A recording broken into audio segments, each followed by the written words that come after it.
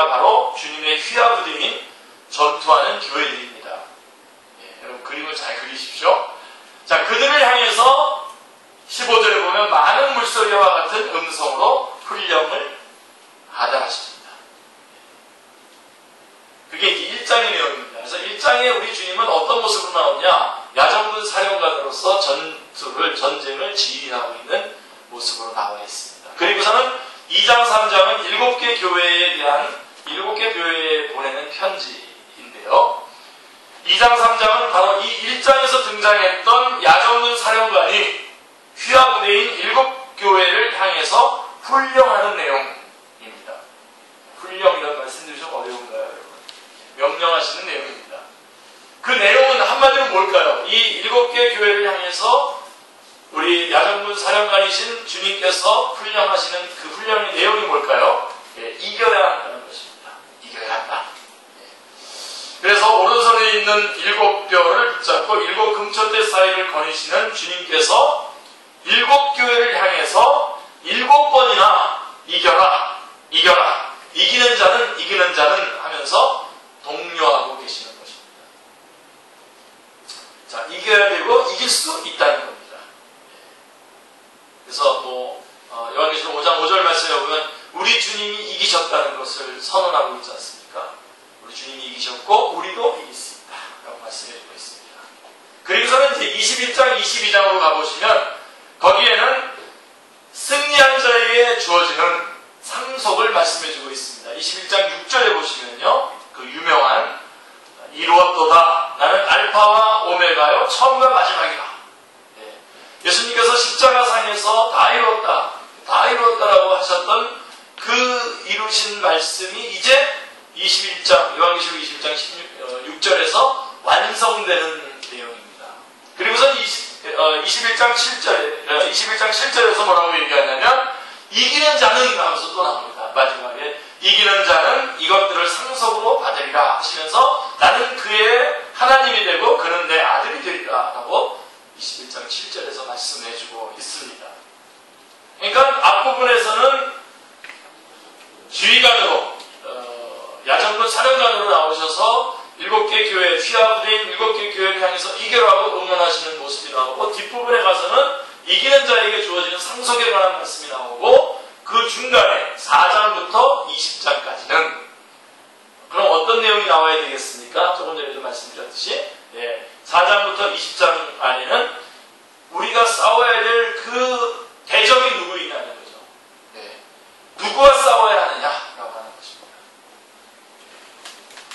누구죠? 우리의 대적은 사탄입니다. 사탄.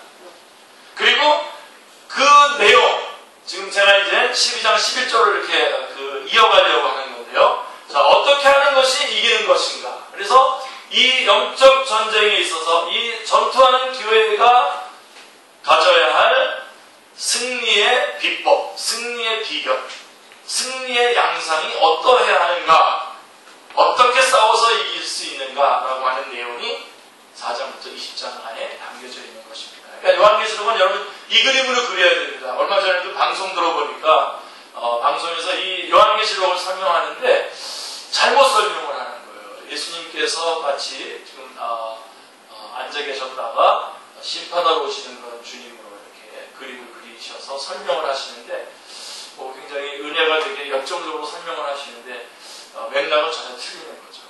그래서 주님께서 말을 타고 가시는 모습을 보면서 말하면서 주님이 오실 때 재림하시는 그런 모습이라고 이렇게 표현도 하고 그러는데, 아니, 우리 주님은 구름 타고 오십니다. 지금 이 요한계시록에서 말씀하고 있는 말을 타시는 그런 거는 지금 전쟁을 수행하고 계시는 우리 주님의 모습인 것입니다. 여러분 놓치지 마시고요. 자, 그러면 우리 영적 전쟁에서의 승리의 비결이 뭘까요? 세 가지를 12장 11절이 말씀해주고 있습니다. 오늘 우리가 본문으로 읽고 있는 요한계시록 12장 11절은 요한계시록의 중간 부분에 있어서의 핵심 내용입니다. 그래서 거기서 뭘 얘기하냐면 전투하는 교회의 승리의 비결이 세 가지로 제시되어 있습니다. 11절 말씀을 다시 한번 잘 점여서 보시기 바랍니다. 또 우리 형제들이 어린 양의 피와 자기들이 증언하는 말씀으로써 그를 이겼으니 그들은 죽기까지 자기들의 생명을 아끼지 아니하였도다라고 말씀하고 있습니다. 자, 그래서 첫 번째 승리의 비결, 승리의 첫 번째 비결은 뭡니까? 어린 양의 피입니다. 할렐루야. 예, 어린 양의 피 절대로 놓치지 마시기 바랍니다. 예, 우리들의 모든 싸움을 종결짓고 우리에게 승리를 가져다 줄 수 있는 핵심이 뭐냐? 예수 그리스도, 어린 양 되시는 예수 그리스도의 피, 보혈입니다. 아멘. 예. 요한계시록은 증거의 핵심을, 요한계시록의 그 증언의 핵심들은 뭐냐면 어린 양의 피입니다. 1장 5절, 5장 9절, 7장 14절, 오늘 지금 저희가 읽었던 12장 11절이 다 어린 양의 피를 증언해주고 있습니다. 자, 그렇다면 이 어린 양의 피가 어떻게 이기게 해준다는 겁니까? 여러분, 사탄은 우리를 정죄합니다. 사탄은 우리를 정죄하고 그래서 하나님 앞에 우리를 서지 못하게 합니다. 자, 율법이 우리에게 약속의 말씀이 주어지자 그 약속의 말씀을 근거로 해서 사탄이 우리 인간을 정죄합니다. 그래서 사탄은 처음부터 대성공을 거두었죠. 예, 선악을 알게 하는 나무의 열매를 먹지 말라라고 했는 그 창세기 2장 17절의 말씀을 어겼고, 인간이 어겼고, 사탄은 그 말씀을 근거로 해서 사람을 정죄하는 거예요. 고소하는 거죠. 그래서 결국은 사탄은 우리를 정죄해서 하나님 앞에 서지 못하도록 우리를 하나님으로부터 축출하고 하나님으로부터 분리케 하는 것이 사탄의 승리입니다. 아담이 바로 이 사탄의 꼬임에 넘어가서 결국은 하나님 앞에서 추방당하게 함으로써 승리를 거뒀던 것입니다. 여러분, 그러나 여러분, 어떤 분들은 그래요. 그러면 아예 그런 그 약속의 말씀, 언약의 말씀 하시면서 율법을 주지 않으셨으면, 사탄은 율법이 없으면 우리 인간을 공격할 수 없잖아요. 그러니까 아예 맨 처음부터 주지 않았으면 좋지 않았겠는가, 그런 얘기를 하시는 분들이 계시는데, 어떻게 하셨습니까? 주님께서는 율법을 어기고 죄악 가운데 빠진 인간을 향해서 어떻게 하셨습니까?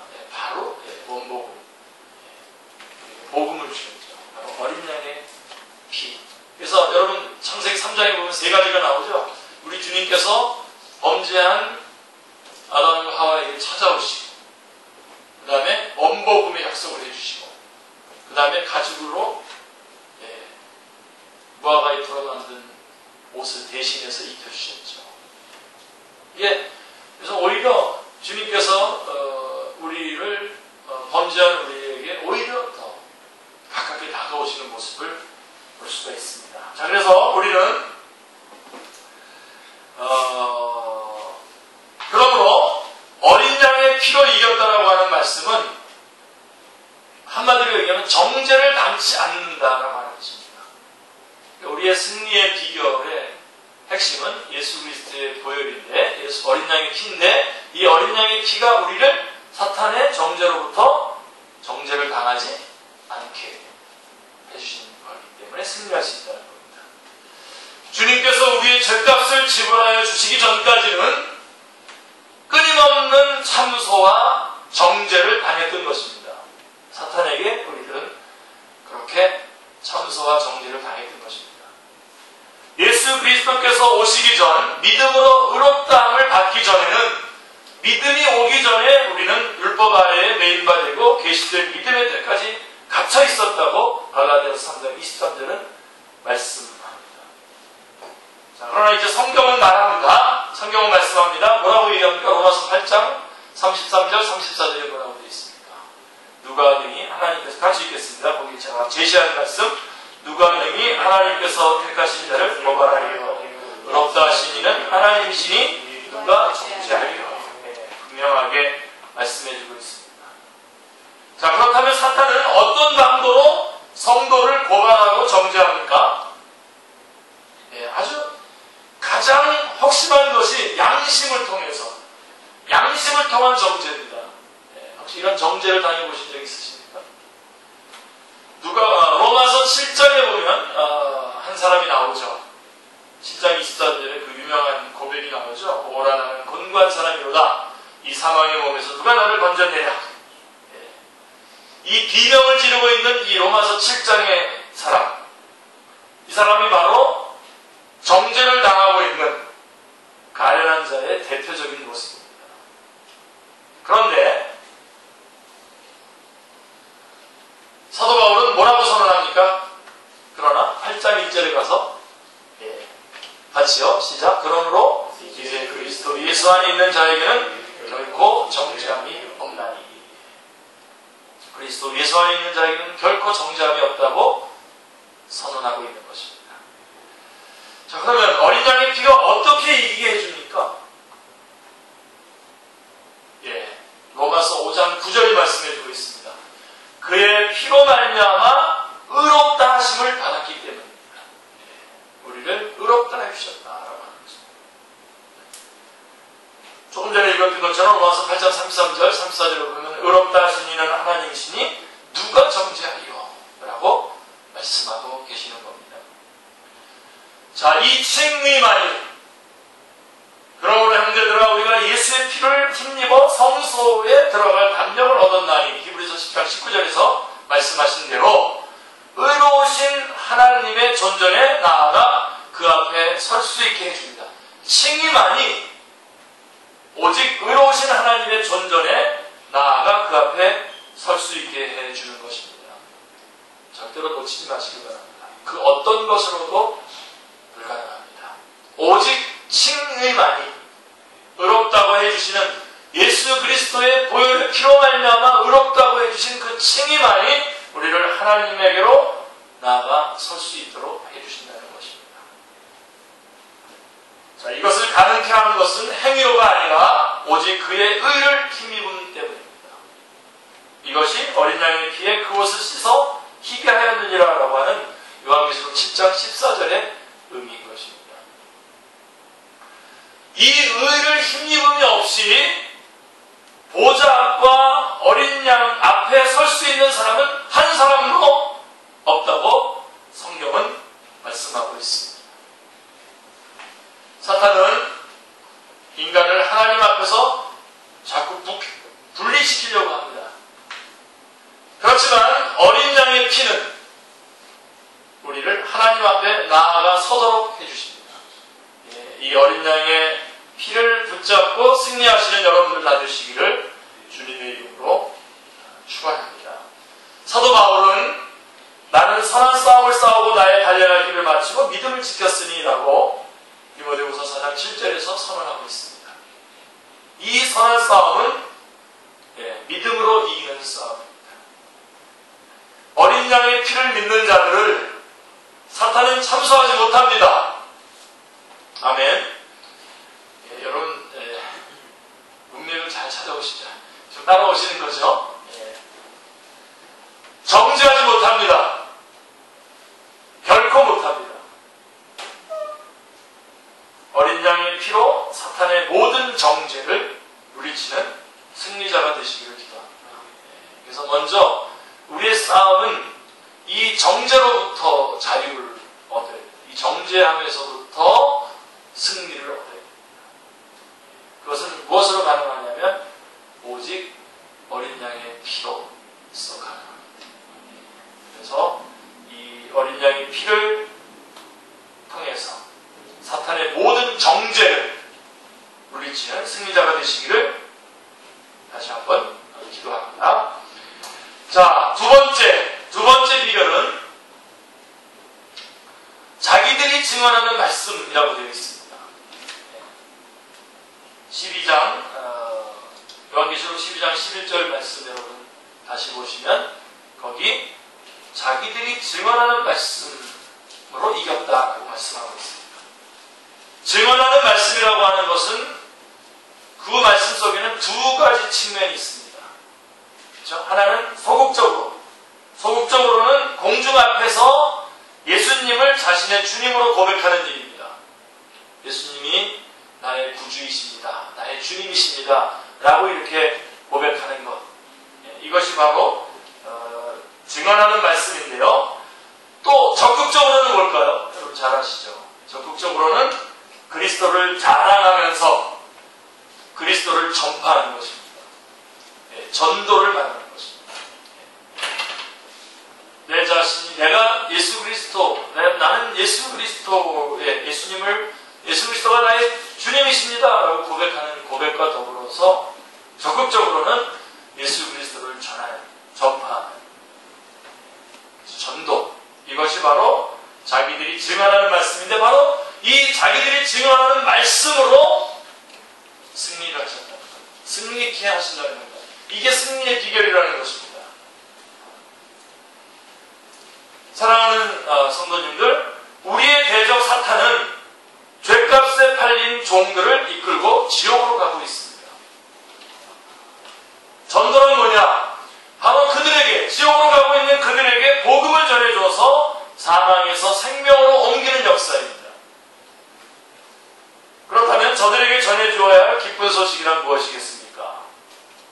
예수 그리스도께서 죗값을 대신 지불해 주셨다라고 하는 십자가 복음입니다. 아멘. 십자가 복음을 전할 때에 그것을 전하는 자가 영적 전쟁에서의 승리를 거머쥐게 된다는 것입니다. 그런데 이 전도의 능력은 두 가지로 나타납니다. 결정적인 이 전도의 능력 첫 번째는 뭐냐면 다른 사람, 내가 전하는 바로 그 사람이 생명을 얻고 주님 앞에 돌아오는 능력입니다. 할렐루야.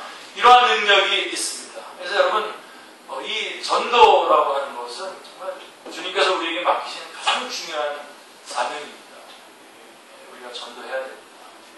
전도해야 되는데 그 전도를 통해서 다른 사람, 내가 복음을 전하는 그 사람이 주님 앞에 돌아오는 것뿐만 아니라 그러한 능력이 있을 뿐만 아니라 이 전도에는 어떤 능력이 또 있냐면 전도하는 사람 안에 전하는 사람의 신앙을 활성화시켜주는 능력도 함께 있다는 것입니다. 놀랍죠? 이거는 정말 비밀입니다. 전도하는 사람 안에서 나타나는 능력입니다. 여러분, 사탄은 우리에게 이것을 뺏어가려고 모든 힘을 기울입니다. 여러분, 우리가 죄를 왜 짓지 말아야 되냐면요. 왜 짓지 말아야 됩니까? 여러분들이 죄를 짓게 되면요. 다른 사람과의 관계가 무너지게 됩니다. 그리고 정말 주님의 명령을 너무나 당연하게 감당을 해야 되는데 내가 죄 가운데 있으면 그것이 부끄러워서 전도를 할 수가 없습니다. 전도를 할 수 없으면 우리는 영적 전쟁에서 승리할 수가 없습니다. 그리고 자꾸만 그 죄를 정당화하려고 하는 데에만 관심을 쏟게 되고 그래서 어떻게 되냐면 그 사람의 신앙이 아주 개인적인 신앙으로 바뀌어요. 여러분, 여러분을 이렇게 열 수 있어야 돼요. 열 수 있으려면 죄를 짓지 말아야 되고 지었더라도 속히 주님 앞에 고백하고 정상적인 자리로 돌아오셔야 됩니다. 왜 그러냐면 이 전도의 문이 막히게 되어 있습니다. 전도의 문이 막히는 것은 영혼들을 주님 앞으로 인도하지 못하는 것뿐만 아니라 또 하나는 뭐냐면 자기 자신의 신앙이 세속화되어 버립니다. 자기 자신의 신앙이 그 우선권과 그 중심이 바뀌게 됩니다. 그래서 중요합니다. 그러니까 죄라는 것은 죄를 한번 짓고 나면 후회하고 반성하고 대가를 지불하고 돌아오면 되는 것이 아니라 바로 이런 엄청난 문제를 야기십니다. 사탄은요 아주 적극적이고 아주 활발하게 전도하는 그리스도인을 보게 되면 그 사람으로 전도를 못하게 하는 방법으로 어떤 방법을 사용하냐면 그 사람이 죄를 짓게 만들어요. 그래서 부끄럽게 만들어서 다른 사람과 접촉하지 못하도록 만들어요. 그래서 전도하지 못합니다. 전도하지 못하면 본인이 죽습니다. 본인이 죽습니다. 지금 우리 가운데는 이게 진짜 엄청난 비밀이고 엄청난 역설인데요. 우리 가운데는 이 전도에 대해서 아예 잃어버리고 살아가는 사람들도 많습니다. 여러분, 전도라는 거는요, 우리가 말씀을 듣고 복음을 들으면요, 자동적으로 하게 되어 있는 것이 전도. 여러분, 이거 회개하셔야 됩니다. 이거 이렇게. 여러분, 소금을 먹으면 물을 먹게 돼 있습니다. 복음을 먹으면 전도하게 돼 있습니다. 그리고 그것은 우리가 승리하는 방법입니다. 이런 거나 같겠죠. 최선의 공격은 최선의 방어다. 뭐 약간 그런 게 있는지 모르겠는데 약간 그런.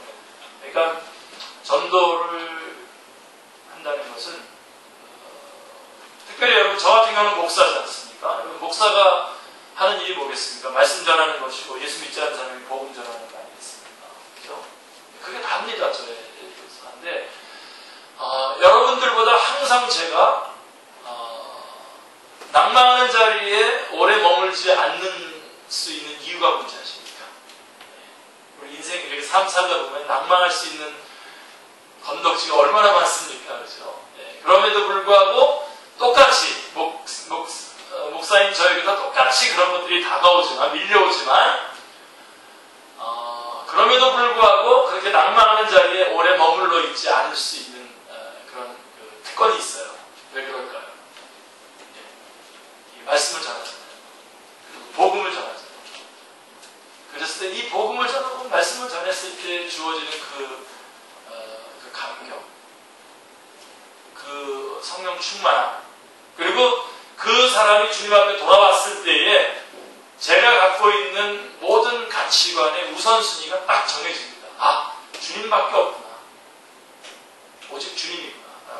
여러분 지금 우리가 겪고 있는 그리스도인들이 겪고 있는 가장 어려운 문제가 뭐냐면 가장 어렵고 사실은 답을 알려줘도 거기서 잘 나오지 못하는 그 문제가 뭐냐면요. 세속화입니다. 세속화. 예수님 믿었을 때 여러분들이 가졌던 기억나세요? 난 예수님 한 분밖에 없어. 예수님이 다야. 라고 했던 그게 시간이 흘러가면서 어떻게 됐죠? 아니야, 이거 살다 보니까 예수님만 가지고는 안 되겠네. 그래가지고 조금씩 세상과 타협을 하기 시작하죠. 그래서 이제는 세상과 타협해서 사는 것이 그냥 괜찮은 거예요. 뭐 대부분의 그리스도인들이 그렇게 살아가니까 그게 정상인 줄 알고 있는 거죠. 지금 우리나라에서 목회하는 거 참 힘듭니다. 좀 잘 살게 됐고 편안하게 된 다음부터 아까 처음에도 말한 것처럼 지금 우리가 전투하고 있는 교회라고 하는 인식이 없습니다. 저는 말씀을 지금 전투하고 있는 교회들에게 말씀을 전해야 되는데 사람들은 전투하고 있다고 생각하고 있지 않아요. 예수님이 최고가 아니에요. 지금. 말씀을 듣는 사람들 안에서 예수님이 가장 중요하고 예수님의 문제가 예수님의 말씀을 전하고 증거하는 일이 자기에게 있어서 가장 중요한 문제가 아니에요. 그게 아니라 다른 것들이 더 중요한 문제이기 때문에 예수님을 믿고 예수님을 전하자, 예수님 닮아가자 라고 이렇게 말씀할 때에 그것이 중요하게 들리지 않는다는 겁니다. 근데 여러분 그것을 회복할 수 있는 방법이 뭔지 아세요? 내가 복음을 전하는 것. 복음을 전할 때 복음을 전했을 때 상대방이 복음을 받아들이지 않아요. 그랬을 때 여러분 무슨 마음이 들죠? 야, 내가 예수 믿은 게 엄청난 거구나. 예를 들자면은 그게 아니라 안타깝다고 그러는데 안타깝죠. 안타깝죠. 그 사람이 예수님 안 받아들이는 게 안타깝지만 그 사람은 내가 복음을 전했는데 안 받아들이는데 나는 지금 믿고 있잖아요. 얼마나 소중하게 다가옵니까 이게. 이건 무슨 아전인스코 무슨 해석이 아니라 정말 그런 걸 생각하면서 다시 한번 이 말씀이 중요하고 정말 중요하구나. 이 복음 전하는 게 중요하구나라는 것을 알게 됩니다. 그리고 내가 복음을 전했는데 저와 예수님을 믿었어요. 저는 그런 날이 올 줄을 믿습니다. 우리 뭐 해리 자매들 가족들, 우리 형주 집사님들 가족들, 또 우리 여기 가족들 다 주님 앞으로 돌아오게 할 줄로 믿는데, 그랬을 때 내가 복음을 전했는데 예수님 앞에 돌아왔다 그 사람이. 그랬을 때 우리에게 주어지는 그 감격이라고 하는 것은 이루 말할 수 없는 것입니다. 그 한 번의 전도와 그 역사하심이 남은 생애 동안 여러분이 주님 나라에 갈 때, 주님 나라 임하실 때까지 얼마든지 그것으로서 충분하게 위로가 됩니다. 그것 이상 더 필요한 것이 없습니다. 여러분, 제가 지금도 이 목회를 끊임없이 해가는 것은, 제가 중학교 1학년에서 2학년 겨울방학 때 예수님 만나고 여태까지 한 번도 주님께 대해서 제가 이렇게 고개를 쳐들고 다퉈본 적이 없습니다. 항상 감사하고 항상 고마운 이유가 뭐냐면 그분께서 나를 건져주셨고, 또 내가 말씀을 전할 때마다 영혼들이 주님 앞에 돌아오는 놀라운 생명의 역사들. 저는 제가 한 10만 명 이상 지금 돌아오게 했다고 믿는데 여러분 안 믿죠? 잘 믿거나 말거나. 제가 전도한 사람이 전도한 사람까지 포함하면 그렇게 될 겁니다. 제가 전도한 사람 중에서 목사님 된 사람들도 무지 많아요. 그게 바로 그게 저 영혼을 살리는 것일 뿐만 아니라 사실 나를 살리는, 내가 승리하는 비결입니다. 어떻게 되는지 아세요? 전도하는 사람, 내가 이 말씀을 전할 때에 내 마음속에 어떤 것들이 정리가 되냐면 내 안에 있는 가치관들의 그 우선순위가 정해져요. 우선순위가 정해져요. 제가 지금도 생생하게 기억이 나는데, 자기 아버지가 다 돌아가시기 직전이에요. 근데 예수님을 아직 믿지 않으셔요. 근데 그 자매가 도대체 목사인 저에게 요청을 하지 않는 거예요. 우리 아버지를 좀 전도해 주십시오. 우리 아버지에게. 아니면 본인이 복음을 전하든가. 본인이 복음도 전하지 않으면서 또 저를 초청하지도 않더라고요. 창피한 겁니다. 아버지가 그 중풍에 걸리셨는데 창피해하는 겁니다. 그래서 제가 우리 전사님, 지금 목사님 되셨죠? 우리 박준환 목사님. 같이 갔습니다. 의정부에. 이거 유튜브에 올리면 그 자매가 볼 텐데. 카나다에서 지금 목사님 사모님인데. 뭐라 그랬어요? 세우터니까. 제가 그냥 정말 샹 눌러서 그 집에 찾아갔어요. 도대체, 아니, 자기 아버지가 예수님도 아니고, 어머니는 교회 다니셔요, 어머니는 이렇게 왔다 갔다 하시더라고요. 자기 아버지가 예수님 믿지도 않았는데, 그리고 다 돌아가시게 됐는데, 딸이 창피하다고 문을 닫아놓고 있는 거예요. 찾아갔습니다. 물어가지고 찾아가서 문에 딱 들어갔는데, 나오는데 아버지는 방에서 누워 계시고, 엄마랑 딸들이랑 이렇게 거기서 바깥에서 얘기하다가 초인종을 누르니까 나와가지고서는 불편하게 왜 오셨냐는 그런 얼굴 표정이에요. 그래서 제가 정말 시앙거리면서 들어갔어요. 들어갔더니 누워 계시는데 정말 오늘 내일 하시는 거예요. 붙잡고 예수님을 전했습니다. 예수 그리스도의 복음을 전했습니다. 믿으십니까? 믿으시면 제 손을 꽉 붙여. 중풍이시니까 많이 모든 게 다 어렵지 않습니까? 제 손을요 꽉 잡는데 제가 소름이 탁 끼치더라고요. 제 손을 꽉 잡더라고요. 저를 따라서 예수님을 영접하고 구원을 받았습니다. 그 주간에 돌아가셨어요.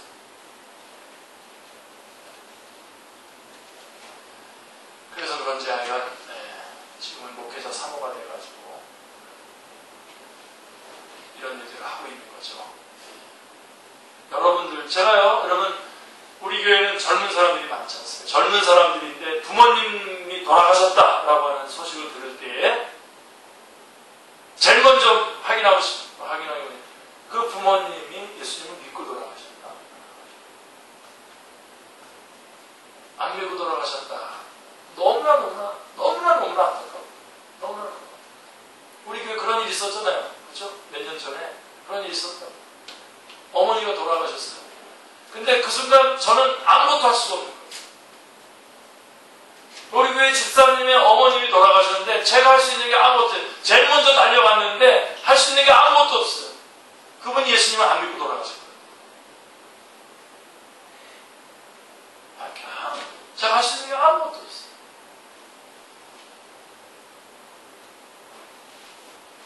얼마나 속상한지요. 네, 다른 건 뭐 다 잘한다고 해요. 더 자기가 뭐 이것도 잘하고 교회에서 뭐 봉사도 하고 뭐 하여간 이것도 하지만 자기 부모님 주님 앞으로 인도하지 못하는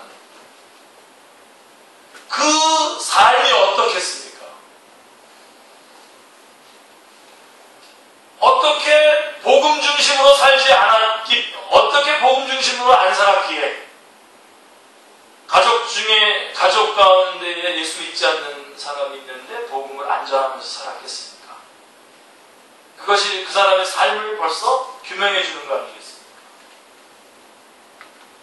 그러나 내가 내 가족을 놓고 그분을 주님 앞으로 인도하기 위해서 내 삶을 살아간다 했을 때 우리의 삶은 절제할 것이고 우리는 복음 중심이 될 것이고 쓸데없는 일에 시간 들이지 않을 것이며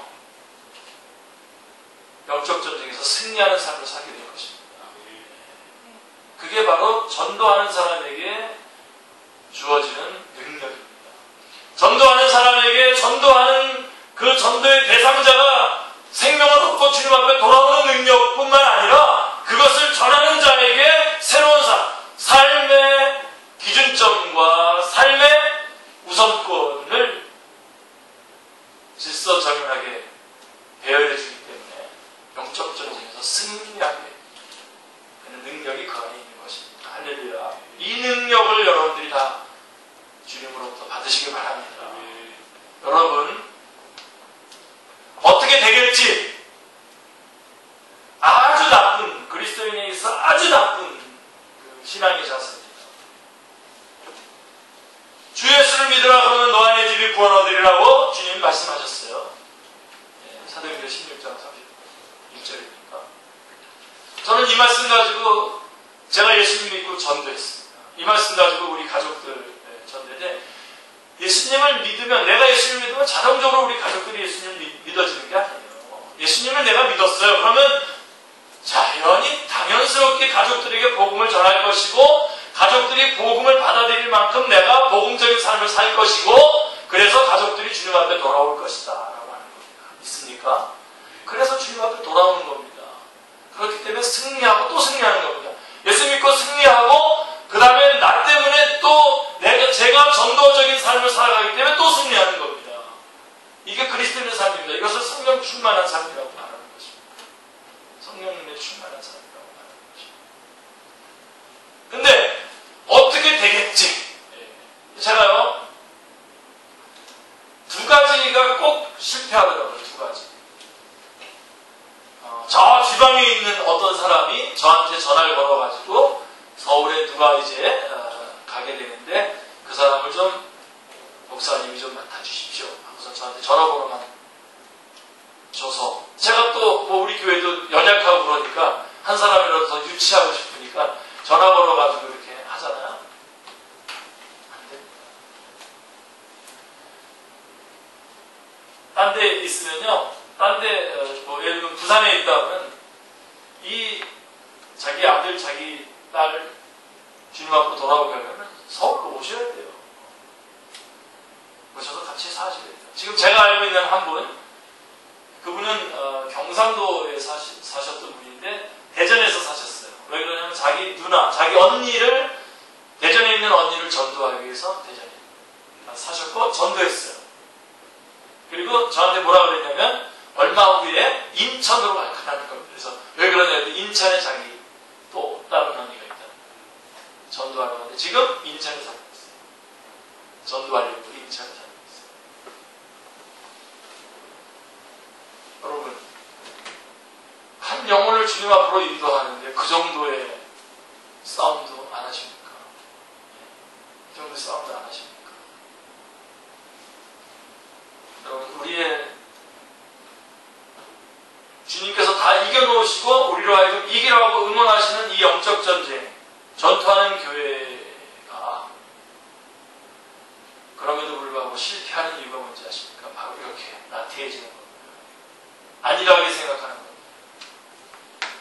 생명처럼 여기고 복음을 전하지 않았기 때문에 우리의 신앙의 실패가 있는 것입니다. 자, 승리의 비결이 뭡니까? 어린 양의 피. 이것은 모든 사탄의 정죄로부터 우리를 승리케 하는 것입니다. 또 하나가 뭡니까? 전도의 능력입니다. 전도입니다. 그래서 전도의 능력은 다른 사람을 구원하는 능력만이 있는 것이 아니라 전도하는 자의 신앙을 활성화시켜주는 능력도 있다는 사실을 절대로 놓치지 마시기 바랍니다. 이것은 마치 뭐와 같으냐면 10달란트 있는 자에게, 10달란트 있는 자, 마태복음 25장의 얘기입니다. 5달란트 맡긴 사람이 5달란트를 또 남겼죠. 그래서 10달란트를 받아가지고 있는데 1달란트 받아서 땅에다 묻어뒀던 사람의 그 달란트까지도 뺏어서 누구에게 줬죠? 1달란트, 10달란트 있는 사람에게 줬습니다. 그게 바로 있는 자에게 더 주시는 은혜, 그게 바로 전도하는 자에게 승리를 주시는 은혜인 것입니다. 능력인 것입니다. 이런 능력을 가지고 승승장구하시길 바랍니다. 믿음에 있어 승승장구하시길 바랍니다. 그러니까 여러분, 행함이 없는 믿음은 결국 죽은 믿음이 되고 마는 겁니다. 그래서 여러분, 예수님을 믿은 것도 중요하고 소중하고 그것을 꼭 붙잡아야 되는데, 믿고 난 이후에 얼만큼 그 나를 보내주신 그 복음, 칭의의 교리를 소중하게 여기어서 얼만큼 주님 앞에 헌신하여 드려지느냐가 너무나 중요한 것입니다. 그렇지 않으면 여러분, 그냥 내가 주님 앞에 헌신하지 않은 것으로 끝나는 것이 아니라 내 삶이, 내 신앙이 죽어간다니까요. 실패하고 사탄의 모든 그런 그 요구에 밀려다닐 수밖에 없습니다. 패배하는 거죠. 이 증언의 싸움만이 하나님의 나라를 확장시켜 나갈 수 있습니다. 할렐루야.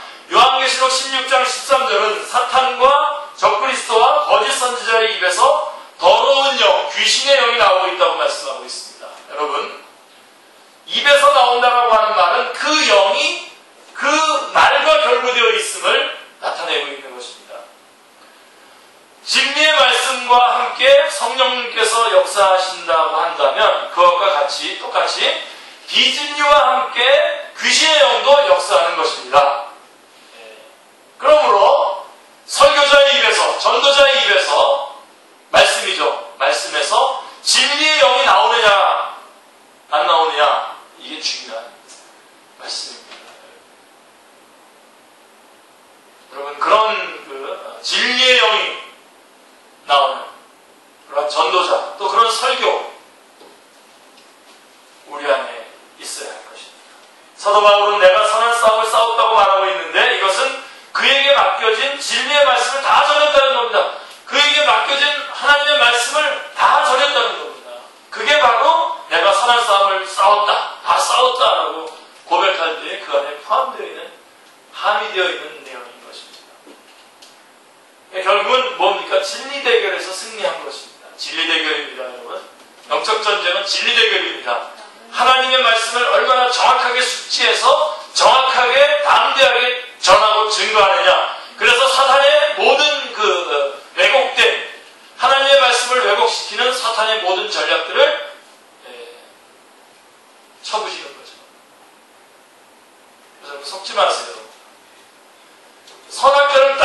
인간들의 그런 어떤 선악의 원리에, 그럴듯한 선악의 원리에 흔들리지 마시기 바랍니다. 넘어가지 마시기 바랍니다. 동성연애자들 얘기하면서 죄라고 분명하게 지적을 해야죠. 이게 죄입니다. 성경은 죄라고 지적하고 있습니다. 근데 어설프게 아이고 인간이 다 그럴 수 있고 그 사람 얼마나 힘들겠냐. 제가 안 힘들다는 게 아닙니다. 그 사람이 힘들고 그렇지만 싸워야죠. 여러분 우리 남자들도 다 있지만 우리 자매들 보면 다 끌어안고 싶죠. 예쁜 자매들 보면. 근데 그렇게 합니까 우리가? 그런 성향이 있죠. 있는데 안 그러죠. 왜요? 절제하는 거죠. 그러면 안 되니까. 그러면 여러분 뻗친다고 뻗칩니까? 4장에 보시면, 창세기 4장에 보시면 주님께서 뭐라 그랬습니까? 너에게, 가인에게 그래서 너에게 죄의 소원이 있지만 너는 그것을 절제해라. 그랬는데 가인이 동생을 쳐 죽였어요. 절제를 해야지. 조심을 하고 하나님 말씀 듣고 그렇게 하지 말아야 되는데 쳐 죽였단 말이에요. 승질나는 대로. 요즘은 이 다원화된 그 세상의 가치관대로 가치 중립의 이 가치관 때문에 그냥 그 사람이 그렇게 하면 그게 좋은 거예요. 요즘에 그 뭐죠? 금나와라 뚝딱 보시면 그 한 아버지가 여자 셋을 각각 얻어가지고 각각 아들을 키우는 건데 우리는 그거 재밌게 보고 있잖아요 지금. 아니 그게 말이 되는 겁니까 그게 지금? 알지 그게? 그게 말이 됩니까 그게? 안 되지. 근데 그게 아주 그냥 일반화되고 그냥 허허허 웃으면서 그냥 그렇게 살아가는 것도 하나의 삶의 방법이구나 라고 저렇게 한다고요. 여러분 우리 그리스도인들이 왜 이렇게 구차하게 살아가는데요? 여러분 저만 하더라도 여러분들이 볼 때 우리 목사님 왜 저렇게 살아갈까? 딱 이유는 딱 하나예요. 하나님의 말씀 어찌하든지 그 말씀대로 살아가려고 더 큰 죄 안 지려고 째째하게 살아가는 겁니다. 근데 여러분 불쌍히 여기지 마세요. 불쌍히 여기지 마세요. 얼마나 행복한데요. 말씀대로 살아가는 거예요. 행복이 있어요. 진리 대결입니다. 뭐 백기환 씨 같은 사람이 뭐 이번에 그 동성자들 결혼하는 데 와가지고 축사도 하고 그랬는 거예요. 거기 나온 사람들 영감 잘 보셨다고요. 백기환 씨도 뭐 대통령 선거 나오려는지 모르겠지만 X때 딱 끝이고 그렇게 분별력이 없단 말입니까? 그리고 여러분 동성자들이 결혼하려면 조용히 하지 무슨 청계천에 나와가지고 무슨 결혼을 해요. 그게 이 시대의 가치관이 절대적인 가치관에 도전하는 거죠. 여러분 진리 대결입니다. 놓치지 마세요. 이렇게 말해줘야 됩니다. 뭐 괜히 어설프게 정치가들은 펴얻어야 되니까 뭐 불쌍하다 뭐 이렇게 얘기하는데 여러분 우리는 정치가가 아닙니다.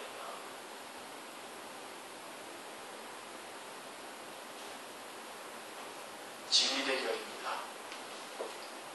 주님의 말씀을 십자가 복음을 전할 때 그 안에서도 생명의 역사가 일어나고 전하는 나의 안에서도 생명의 역사가 일어나는 것입니다. 승리를 거머쥐게 되는 것입니다. 할렐루야. 전투를 통해서 죽어가는 영혼들도 살리고 사탄의 모든 유혹, 아까는 사탄의 모든 정죄였죠. 사탄의 모든 정죄는 예수 그리스도의 보혈로 물리치지고 사탄의 모든 유혹은 전하는 말씀으로, 그들이 전하는 말씀으로, 증언하는 말씀으로 이기시기 바랍니다.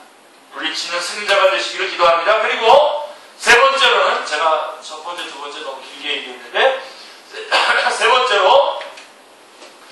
세 번째 비결은 뭐라고 되어 있습니까? 거기 11장 뒷부분에 보시면 뭐라고 되어 있어요? 그들은 죽기까지 자기들의 생명을 아끼지 아니하였도다 라고 말씀하고 있습니다. 이게 승리의 비결입니다. 우리의 삶과 우리의 모든 것이 드려지는 것이죠. 참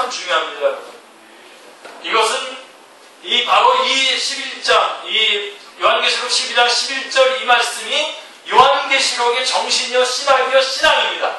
요한계시록이 우리에게 요청하는 신앙의 모습이 어떤 모습이냐? 바로 예수 그리스도를 위해서, 주님을 위해서 자기의 생명까지도 아낌없이 드리는 희생, 헌신을 요구한다는 것입니다. 여러분 요한계시록을 쭉 한번 읽어봐 보세요. 아무리 읽어봐도 그리스도인들, 신자들이 겪고 있는 어려운 상황을 해결해 준다라고 하는 약속의 말씀은 한 군데도 없습니다. 오히려 어떻게 하죠? 충성해라. 열심을 내라. 이긴다. 이길 수 있다. 자, 먼저 죽기까지 복종하신 그리스도의 승리가 있었고 그를 따르는 자들의 승리가 있는데요. 주님은 환난 중에 있는 서머나 교회를 향해서 뭐라고 얘기합니까? 이런 것들을 여러분 놓치지 마시고 기독교가 뭔지, 신앙이 뭔지 분명하게 여러분 명확하게 붙잡으셔야 됩니다. 분명히 환난 중에 있는 서머나 교회를 향해서 뭐라고 얘기합니까? 죽도록 충성하라. 그리하면 내가 생명의 관을 내게 주리라. 요한계시록 2장 10절은 말씀하면서 서머나 교회를 격려하고 있습니다. 그리고 11장에 나오는, 요한계시록 11장에 나오는 두 증인도, 그들을 통해서도 우리는 영적 전쟁의 승리의 비결이 무엇인지를 볼 수가 있는데, 그들은 열심히 죽도록 충성해서 결국 죽죠. 죽습니다. 근데 다시 살려내셔서 별로 제시하고 계시는 것입니다. 기독교는 자기를 사랑하는 자기중심적인 종교가 아닙니다. 이거 다 아멘 다 하셔야 돼요. 다시 말씀드릴게요. 기독교는 자기를 사랑하는 자기중심적인 종교가 아닙니다. 아멘. 돈을 사랑하는 기복신앙도 아닙니다. 아멘하는 자에게 복이 있으죠. 그리고 기도를 요술방망이 같이 여기는 만사형통의 신앙도 아닙니다. 아멘. 이런 것들은 요한계시록의 신앙이 아닙니다. 라오디게아 교회의 신앙일 수 있어요. 요한계시록의 신앙은, 요한계시록이 요청하는 신앙은 그 나라와 그 의를 위하여 자신의 생명을 바치는 신앙입니다. 사도 바울의 고백처럼 살든지 죽든지 내 몸에서 그리스도가 존귀되기를 원하노라. 이런 내게 사는 것이 그리스도니 죽는 것도 유익하다라고 하는 고백처럼 어찌하든지 하나님의 나라와 그 영광, 그 나라의 확장을 위해서 우리가 우리의 자신의 생명을 바치는 그런 신앙입니다. 사람들 앞에서 그리스도를 부인한다면 그것은 항복이 되는 것입니다. 만일 침묵하고 있다면 비겁한 자가 되는 것입니다. 나태하다면 그것은 직무유기입니다. 사도 바울은 고백합니다. 내가 달려갈 길과 주 예수께 받은 사명 곧 하나님의 은혜의 복음을 증언하는 일을 마치려 하면은 나의 생명조차 조금도 귀한 것으로 여기지 아니하노라. 사도행전 2장 20장 24절에서 에베소 교회 장로들과 밀레교에서 고별 설교를 할 때 한 말씀입니다. 주 예수께 받은 사명 곧 하나님의 은혜의 복음을 증언하는 일을 마치려 하면은 나의 생명조차도 조금도 귀한 것으로 여기지 아니하노라고 말씀하고 있습니다. 데살로니가서에 보면 뭐라고 되어 있는지 아십니까? 내가 너희들에게 복음으로뿐만 아니라 생명도 아낌없이 줬다는 겁니다. 데살로니가 교회가 부흥하게 되고 데살로니가 교회 안에서 생명의 역사가 일어나는 것은 사람들이 복음을 전하는 것만 아니라 바울과 그의 같이 동역자들이 복음만 전하는 게 아니라 복음과 함께 자기의 생명을 주는 것도 아까워하지 않았다는 겁니다. 그러니까 생명의 역사가 일어나는 겁니다. 이렇게 전하는 사람이 있어요. 복음을. 자, 예수 믿으세요. 자, 이거 전도진인데요. 예수 믿으세요. 던져주고서는 내가 전도한 그 사람과 나와 아무런 관계없이 그냥 딱 끝나버려요. 무슨 생명의 역사가 있겠습니까? 내가 전도한 그 사람 때문에 그 사람이 주님 앞에 돌아오기까지 내 삶을 다 포기해서 저가 주님 앞에 돌아오게 되더라도 내 삶을 포기할 수 있을 정도의 그러한 생명을 줬단 말이에요. 그러니까 데살로니가 교회에 바울이 그냥 툭툭 던지면서 예수 믿으세요. 그럼 툭툭 던지고 지나가는 게 아니라 그들에게 복음을 전할 뿐만 아니라 그들이 거의 보면 유머같이 했다니 그들이 주님 앞에 돌아와서 생명을 붙잡고 끊임없이 모든 것들을 다 드렸다는 겁니다. 아마 거기에 물질도 드렸을 것이고, 시간과 모든 것들을 다 드렸을 겁니다. 여러분은 주님의 나라를 위해서 그렇게 할 수 있습니까? 그게 바로 승리의 비결이라고 성경은 우리에게 말씀해주고 있는 것입니다. 여러분, 요즘은 똑똑한 사람들 많아요. 여러분, 우리 그리스도인들은 그런 면에서 똑똑한 사람이 되서는 안 됩니다. 우리는 예수 그리스도 때문에 정말 거룩한 낭비를 할 수 있어야 됩니다. 예수님 앞에 예수님에게 그 300데나리온이나 되는 그 향유를 부은 그 여인처럼 말이에요.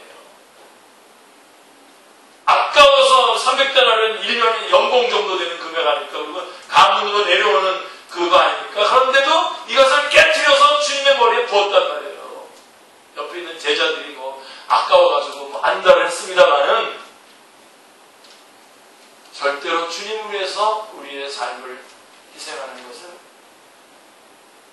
아까워하시지 마시고 여러분, 바로 이게 승리의 비결이에요. 이런 사람은 주님의 나라와 주님의 복음 위해서 자기 생명을 내놓을 수 있는 사람은요, 그 예배, 기도, 하나님 앞에 영광이 돌아가는 일이라고 한다면 절대로 아까워하지 않습니다. 자기의 건강조차도 혹은 자기 물질, 시간 절대로 아까워하지 않습니다. 똑똑해가지고 시간을 재는 거예요. 교회는 어디 가는 길이 있어서 그 교회 둘렀다 가고 이런 정도의 그런 신앙이라면 영적 전쟁에서 승리할 수가 없습니다. 여러분, 우리 여기 처음 믿는 사람들도 계시는데, 믿은 지 얼마 안 된 사람도 계시는데, 어느 정도 시간이 지나서 몇 년 지나서 그때부터 헌신하는 거 그런 거 없습니다. 사실은 지금 제일 열정적으로 제일 헌신해야 돼요. 좀 지나면 약간 느슨해질 수 있거든요.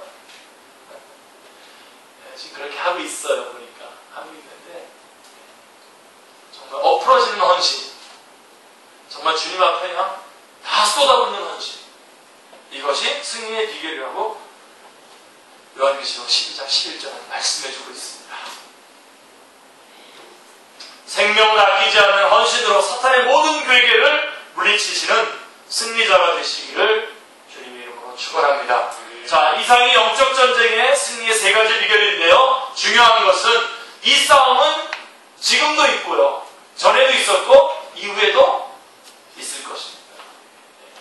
우리는 지금 전투하는 교회를 살아가고 있다는 사실을 놓치지 마시고 영적 전쟁에서 승리의 비결을 구사하셔서 승리하시는, 그래서 하나님께 영광 돌리는, 그리고 여러분들은 성령 충만한 가운데에 살아가는 복된 주님의 용사들,